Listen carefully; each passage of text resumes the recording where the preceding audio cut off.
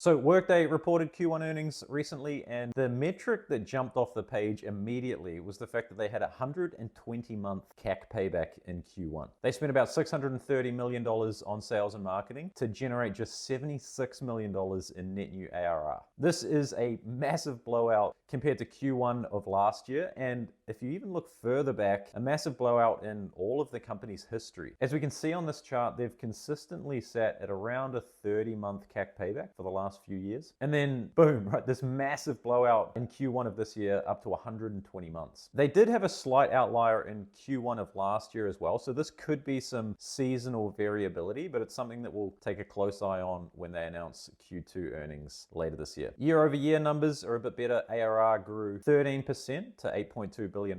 Interestingly, spending on R&D dropped. So in Q1 of last year, they were spending 33% of revenue on R&D. That's dropped to just 30% of revenue in Q1 of this year. Most of this reduction is likely tied to the layoffs that they announced in February. So Workday announced plans to cut about 1,700 jobs from the company. So looking at the numbers here, it's likely that a lot of those jobs were in kind of the R&D, software development, software engineering space, as we've seen with other companies that have announced layoffs recently, right? The likes of Salesforce, Microsoft, and others. Spending on sales and marketing was down slightly as well, down to 28% from 29% in Q1 of last year. They generated $421 million in free cash flow for the quarter. That was about a 19% free cash flow margin, and continued to report really strong gross revenue retention numbers. So that came in at 98% again, which basically means they churn no customers year to year, right? This has been one of their strong points consistently over the life of the company. It seems that